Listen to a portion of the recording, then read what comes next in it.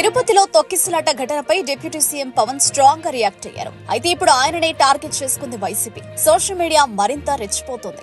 రాజకీయ దుర్వినియోగమవుతోంది. కనీసం స్థాయిని కూడా లెక్క చేయకుండా లేనిపోని ప్రచారానికి దిగుతున్నారు. అటువంటిదే తాజాగా డిప్యూటీ సీఎం పవన్ పై సోషల్ మీడియాలో ప్రచారం మొదలుపెట్టింది. అది మరింత జుగుప్సాకరంగా ఉంది. ఓ ఆసుపత్రిలో చికిత్స పొందుతున్న బాధితులకు నమస్కరిస్తూ క్షమించండి అంటూ పవన్ అడిగినట్లు ఓ ఫోటోతో పాటు పోస్ట్ సోషల్ మీడియాలో పెట్టారు. దానిని ట్రోల్ చేస్తున్నారు.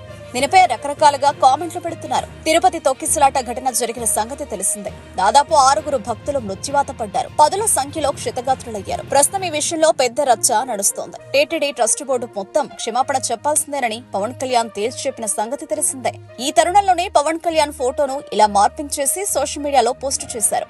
వైకుంఠ ఏకాదశి సందర్భంగా ఉత్తర ద్వార దర్శనాలకు సంబంధించి టోకెన్ల జారీ చేస్తున్నారు. ఈ క్రమంలోనే తొక్కిసలాట జరిగి 6 మృతి చెందారు. వెంటనే దీనిపై ప్రభుత్వం దృష్టి పెట్టింది.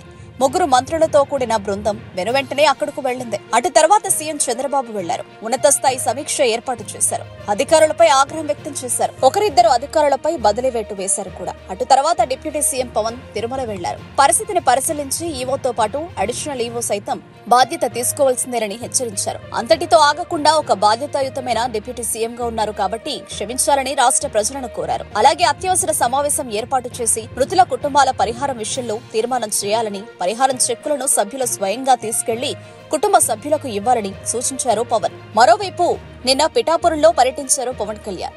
మినీ గోకులాలను ప్రారంభించారు. ఈ సందర్భంగా టీటీడీ అంశాలను ప్రస్తావించారు. టీటీడీ చైర్మన్ తో పాటు అడిషనల్ ఈవో సైతం క్షమాపణలు చెప్పాలని కోరారు. ఒక బాధ్యత కలిగిన డిప్యూటీ సీఎం గా తాను క్షమాపణలు కోరారని, అక్కడ బాధ్యతలు చూసే మీరు ఎందుకు క్షమాపణలు కోరారని ప్రశ్నించారు. దీంతో ఇది పెను దుమారానికి దారితీసింది. దీంతో ఇది వైసీపీకి సైతం ప్రచార అస్త్రంగా మారింది. జగన్ ఇప్పటికే బాధితులను పరామర్శించారు. అటు వైసీపీ నేతలు సైతం తెరపైకొచ్చి కూటమి ప్రభుత్వంపై విమర్శలు చేయడం ప్రారంభించారు. అయితే అదే అదునుగా రాజకీయ ప్రత్యర్థులు పవన్ కళ్యాణ్ పై సోషల్ మీడియా వేదికగా విమర్శలు చేయడం ప్రారంభించారు. లడ్డూ ఇష్యూ సమయంలో వైసీపీది తప్పు లేకపోయినా ప్రాయశ్చిత్త దీక్ష చేపట్టారని, ఇప్పుడు దీక్ష చేయాలి అంటూ ఎక్కువ మంది సలహాలివ్వడం ప్రారంభించారు. మరోవైపు క్షమాపణల చుట్టూ వివాదం నడుస్తుండటంతో ఏకంగా పవన్ కళ్యాణ్ ఆసుపత్రిలో చికిత్స పొందుతున్న బాధిత కుటుంబాలకు క్షమించాలని కోరుతూ వేడుకుంటున్న ఫోటోను సోషల్ మీడియాలో పోస్టు చేశారు. అయితే ఈ ఫోటో మార్ఫింగ్ అని స్పష్టంగా తెలుస్తోంది. అయితే దీనిపై జన సైనికులు మండిపడుతున్నారు. ఒక బాధ్యతాయుతమైన డిప్యూటీ సీఎం పై ఇలా ప్రచారం తగదని ఖండిస్తున్నారు.